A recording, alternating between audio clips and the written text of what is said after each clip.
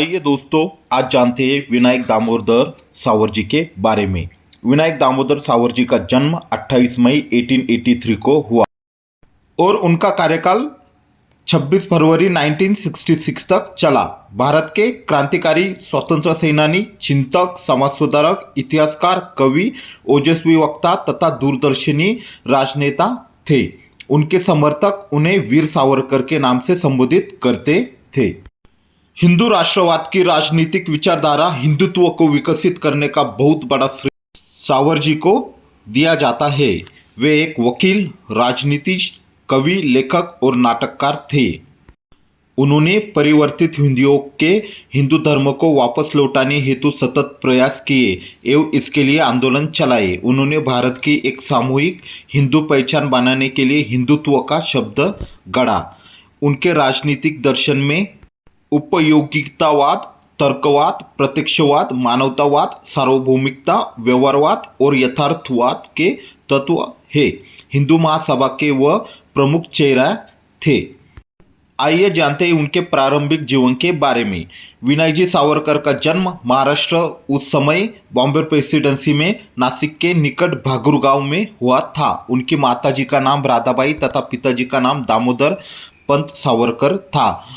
इनके दो भाई गणेश बाबूराव व नारायण दामोदर सावरकर तथा एक बहन नैनाबाई थी। जब वे केवल 9 वर्ष के थे तभी हैजे की महामारी में उनकी माताजी का देहांत हो गया। इसके 7 वर्ष बाद सन 1899 में प्लेग की महामारी में उनके पिताजी भी स्वर्ग सिधार गए।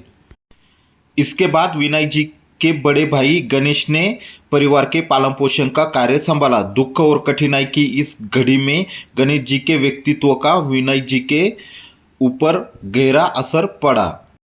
सावरजी ने छत्रपति शिवाजी हाई स्कूल नासिक से 1901 में मैट्रिक की परीक्षा पास की। बचपन से वे पढ़ाकू तो थे, अपितु उन दिनों उन्होंने कुछ कविताएं भी लिखी थी। आर्थिक संकट के बावजूद बाबाराव ने सावरजी की उच्च शिक्षा की इच्छा का समर्थन किया। इस अवधि में सावरकर जी ने स्थानीय नवयुवकों को संगठित करके मित्र मेलों का आयोजन किया। शीघ्र ही इन नवयुवकों में राष्ट्रीयता की भावना के साथ क्रांति की ज्वाला जाग उठी। सन 1901 में रामचंद्र त्र्यंबक चिपळूणकर की पुत्री यमुनाबाई के साथ उनका विवाह हुआ। उनके ससुर जी ने उनके विश्वविद्यालय की शिक्षा का भार उठाया। 1902 में मैट्रिक की पढ़ाई पूरी करके उन्होंने पुणे के फर्गुसन कॉलेज से बीए किया। इनके पुत्र विश्वास सावरकर एवं पुत्री प्रभा चिपळूणकर थी। आइए अब जानते हैं उनके लंदन प्रवास के बारे में। 1904 में उन्होंने अभिनव भारत नामक एक क्रांतिकारी संगठन की स्थापना की। 1905 में बंगाल के विभाजन के बाद उन्होंने पुणे में विदेशी वस्त्रों की होली जलाई। फर्गुसन कॉलेज पुणे में भी वे राष्ट्रभक्ति से ओतप्रोत ओजस्वी भाषण देते थे। बाल गंगाधर तिलक जी के अनुमोदन पर 1906 में उन्होंने श्यामजी कृष्ण वर्मा छात्रवृत्ति मिली। इंडियन सोशियोलॉजिस्ट और तलवार नामक पत्रिकारियों में उनके अनेक लेख प्रकाशित हुए, जो बाद में कलकत्ता के युगांतर में भी छपे। सावरकर जी रूसी क्रांतिकारियों से ज़्यादा प्रभावित थे। 10 मई 1907 को उन्होंने इंडिया हाउस लंदन में प्रथम भारतीय स्वतंत्रता संग्राम की स्वर्ण जयंती मनाई। इस अवसर पर विनायक सावरकर जी ने अपने ओजस्वी भाषण में प्रमाणों सहित 1857 के संग्राम को गदर नहीं अपितु भारत के स्वतंत्र का प्रथम संग्राम सिद्ध किया। जून 1908 में इनकी पुस्तक the Indian war for independence 1857 तैयार हो गई, परंतु इसके मुद्रण की समस्या आई। इसके लिए लंदन से लेकर पेरिस और जर्मनी तक प्रयास किए गए, किंतु वे सभी प्रयास असफल रहे। बाद में यह पुस्तक किसी प्रकार गुप्त रूप से हॉलैंड से प्रकाशित हुई और इसकी प्रतियां फ्रांस पहुंचाई गई। इस पुस्तक में सावरकर जी ने 1857 के सिपाही विद्रोह की ब्रिटिश सरकार के खिलाफ स्वतंत्रता की पहली लड़ाई बताई। मई 1909 में इन्होंने लंदन से बार एटला यानी वकालत की परीक्षा उत्तीर्ण की, परंतु उन्हें वहां वकालत करने की अनुमति नहीं मिली। इस पुस्तकों को सावरजी ने पिकविक पेपर्स व स्काउटर्स पेपर्स के नाम से भारत में पहुंचाई थी। आइए जानते हैं अभी इंडिया हाउस की गतिविधियों के बारे में। सावरकर जी ने लंदन के ग्रेज इन लॉ कॉलेज में प्रवेश लेने के बाद इंडिया हाउस में रहना आरंभ कर दिया था। इंडिया हाउस उस समय राजनीतिक गतिविधियों का केंद्र था। श्याम प्रसाद मुखर्जी वो चला रहे थे। सावरकर जी ने फ्री इंडिया सोसाइटी का निर्माण किया, जिससे वो अपने साथी भारतीय छात्रों को स्वतंत्रता के लिए लड़ने को प्रेरित कर रहे थे। सावरकर जी ने 1857 की क्रांति पर आधारित पुस्तकों को गहन अध्ययन किया और the history of the war Indian independence नामक पुस्तक लिखी। उन्होंने इस बारे में भी गहन अध्ययन किया कि अंग्रेजों के किस तरह जड़ से उखड़ जा सकता है। लंदन में रहते हुए उनकी मुलाकात लाला हरदयाल से हुई, जो उन दिनों इंडिया हाउस की देखरेख करते थे। 1 जुलाई 1909 को मदन लाल धिंगरा द्वारा विलियम हर्ट कर्जन वाइली को गोली मार दिए जाने के बाद उन्होंने लंदन टाइम्स में एक लेख भी लिखा था। 13 मई 1910 को पेरिस से लंदन पहुंचने पर उन्हें गिरफ्तार कर लिया गया, परंतु 8 जुलाई 1910 को MS मोरिया नामक जहाज से भारत ले जाते हुए सीवर होल के रास्ते ये भाग निकले। 24 सितंबर 1910 को उन्हें आजीवन कारावास की सजा दी गई। इसके बाद 31 जनवरी 1911 को उन्हें दोबारा आजीवन कारावास दिया गया। इस प्रकार सावरजी को ब्रिटिश सरकार ने क्रांति कार्य के लिए दो आजीवन कारावास की सजा दी थी, जो विश्व के इतिहास में पहली एक अनोखी सजा थी। सावरजी के ये अनुसार थे, मातृभूमि तेरे चरणों में पहले ही मैं अपना मन अर्पित कर चुका हूँ। देश सेवा ही ईश्वर सेवा है, ये मानकर मैंने तेरी सेवा के माध्यम से भगवान की सेवा की है। ऐसे महान बोल सावरजी के उस टाइम पे थे। सावरकर जी ने अपने मित्रों को बम बनाना और गुरिल्ला पद्धति से युद्ध करने की कलाएं सिखाई। 1909 में सावरजी के मित्र और अनुयायी मदन लाल धिंगरा ने एक सार्वजनिक बैठक में अंग्रेज अफसर कर्जन की हत्या कर दी। धिंगरा के इस काम से भारत और ब्रिटेन में क्रांतिकारी गतिविधियां बढ़ गई। सावरकर जी ने धिंगरा जी को राजनीतिक और कानूनी सहयोग दिया, लेकिन बाद में अंग्रेज सरकार ने एक गुप्त और प्रतिबंधित परीक्षण कर धिंगरा जी को मौत की सजा सुना दी, जिससे लंदन में रहने वाले भारतीय छात्र भड़क गए। सावरकर जी ने धिंगरा जी को एक देशभक्त बताकर क्रांतिकारी विद्रोह को और उग्र कर दिया था। सावरकर जी ने गतिविधियों को देखते हुए अंग्रेज सरकार ने हत्या की योजना में शामिल होने और पिस्तौल भारत भेजने के जुर्म में फंसाया दिया, जिसके बाद सावरकर जी को गिरफ्तार कर लिया गया। अब सावरकर जी को आगे के अभियोग के लिए भारत ले जाने का विचार किया गया। जब सावरकर जी को भारत जाने की खबर पता चली तो सावरकर जी ने अपने मित्र को जहाज से फ्रांस के रुकते वक्त भाग जाने की योजना पत्र में लिखी। जहाज रुका और सावरकर जी खिड़की से निकलकर समुद्र के पानी में तैरते हुए भाग गए, लेकिन मित्र को आने में देर होने की वजह से उन्हें फिर से गिरफ्तार कर लिया गया। सावरकर जी की गिरफ्तारी में फ्रेंच सरकार ने ब्रिटिश सरकार का विरोध किया। आइए आप जानते हैं उनके सेल्यूलर जेल में हुए घटनाक्रम के बारे में। नासिक जिले के कलेक्टर जैक्सन की हत्या के लिए नासिक षड्यंत्र कांड में अंतर्गत उन्हें 7 अप्रैल 1911 को काली पानी की सजा पर सेल्यूलर जेल भेजा गया।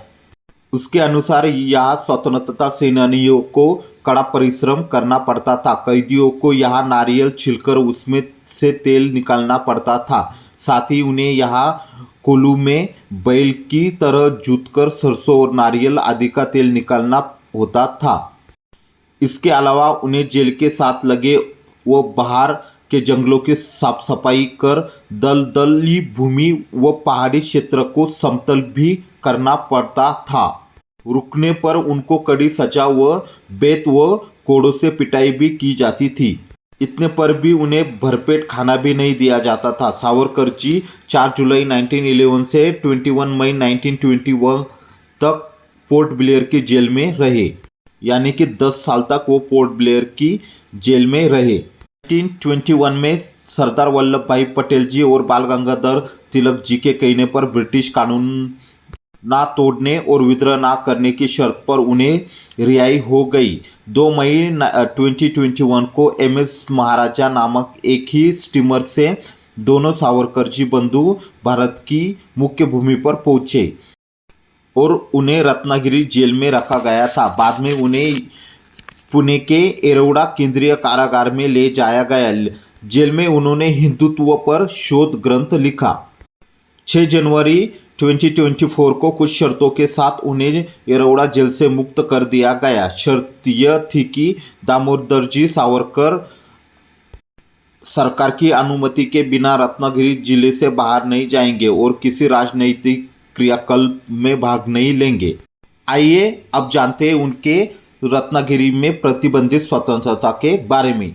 मई 1924 में रत्नागिरी में प्लेग का प्रकोप हुआ। प्लेग उस टाइम का बहुत भारी बीमारी थी। इस कारण सावरकर जी को नासिक चले जाने की अनुमति मिल गई। वहाँ उन्होंने हिंदुओं के उत्थान के लिए कार्य किया। सरकार की अनुमति से वे भागुर गए, किंतु उन्हें फिर से रत्नागिरी लौटने के लिए विवश किया गया क्योंकि उन्हें लोगों का बहुत अच्छा प्रतिसाद मिल रहा था। उनकी प्रतिबंधित स्वतंत्रता की अवधि बढ़ाई जाती रही और अंततः 4 जनवरी 1937 को उन्हें छोड़ दिया गया। 1 अगस्त 1937 को वे बाल गंगाधर तिलक जी की डेमोक्रेटिक स्वराज्य पार्टी में शामिल हुए और बाद में हिंदू महासभा में भी।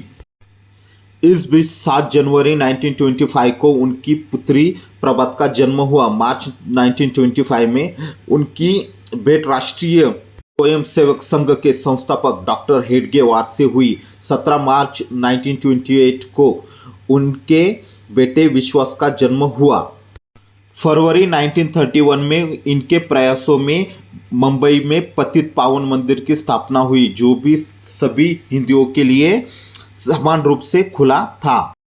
25 फरवरी 1931 को सावरकर जी ने बम्बई प्रेसिडेंसी में हुए अस्पृश्यता उन्मूलन सम्मेलन की अध्यक्षता की। 1937 में वे अखिल भारतीय हिंदू महासभा के कर्णावती अहमदाबाद में हुए 19वें सत्र के अध्यक्ष चुने गए, जिसके बाद वे पुनः 7 वर्षों के लिए अध्यक्ष चुने गए। 15 अप्रैल 1938 को उन्हें मराठी साहित्य सम्मेलन का अध्यक्ष चुना गया। 13 दिसंबर 1937 को नागपुर की एक जनसभा में उन्होंने अलग पाकिस्तान के लिए चल रहे प्रयासों को असफल करने की प्रेरणा दी थी।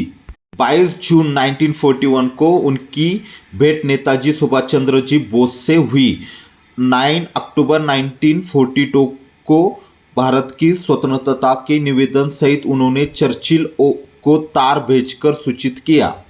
चर्चिल यानी कि विंस्टन चर्चिल। सावरकर जी जीवन भर अखंड भारत के पक्ष में रहे। स्वतंत्रता प्राप्ति के माध्यमों के बारे में गांधी जी और सावरकर जी का एकदम अलग दृष्टिकोण था। 1943 के बाद दादर मुंबई में रहे। 16 मार्च 1945 को उनके भ्राता बाबूराव जी का देहांत हुआ। 19 अप्रैल 1945 को उन्होंने अखिल भारतीय रजवाड़ा हिंदू सभा सम्मेलन की अध्यक्षता की। इस वर्ष 8 मई को उनके पुत्री प्रभात का विवाह संपन्न हुआ। अप्रैल 1946 में बम्बई सरकार ने सावरकर जी के लिखे साहित्य पर से प्रतिबंध हटा लिया। 1947 में इन्होंने भारत विभाजन का विरोध किया। महात्मा रामचंद्र वीर नामक हिंदू महासभा के नेता एवं संत उनके समर्थन में थे। ये अब जानते हैं उनके स्वतंत्र के बाद के जीवन के बारे में। 15 अगस्त 1947 को उन्होंने सरकार सदांतों में भारतीय तिरंगा एवं भगवा दो ध्वजारोहण किए। इस अवसर पर प्रतिक्रिया व्यक्त करते हुए उन्होंने पत्रकारों से कहा कि मुझे स्वराज्य प्राप्ति की खुशी है, परंतु वह खंडित है, इसका दुख है। उन्होंने यह भी कहा कि राज्य की सीमाएं नदी तथा पहाड़ों या संधि पत्रों से निर्धारित नहीं होती, वे देश के नवयुवकों के शौर्य, धैर्य, त्याग एवं पराक्रम से निर्धारित होती है। 5 फरवरी 1948 को महात्मा गांधी जी की हत्या के उपरांत उन्हें प्रिवेंटिव डिटेंशन एक्ट धारा के अंतर्गत गिरफ्तार कर लिया गया। 19 अक्टूबर 1949 को उनके अनुज नारायण राव का देहांत हो गया। 4 अप्रैल 1950 को पाकिस्तान प्रधानमंत्री लियाकत अली खान के दिल्ली आगमन की पूर्व संध्या पर उन्हें सावधानीवश बेलगाम जेल में रोककर रखा गया।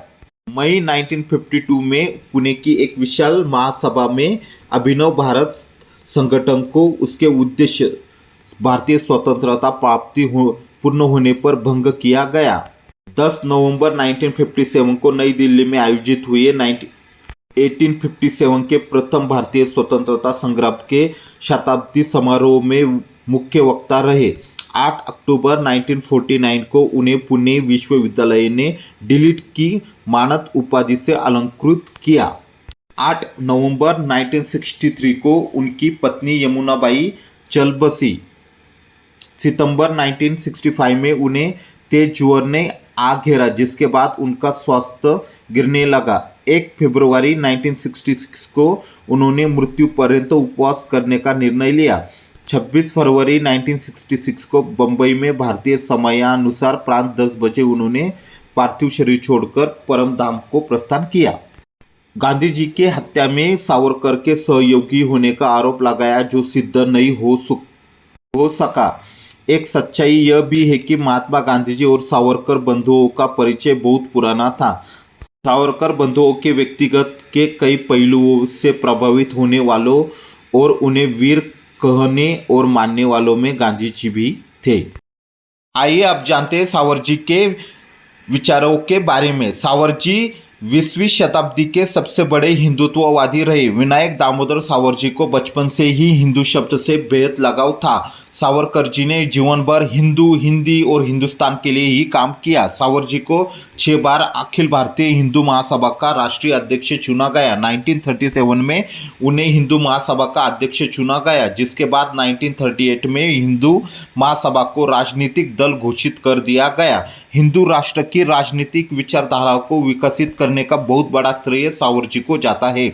इनकी इस विचारधारा के कारण आज़ादी के बाद ही सरकार ने उन्हें वह महत्व नहीं दिया जिसके वे वास्तविक हकदार थे।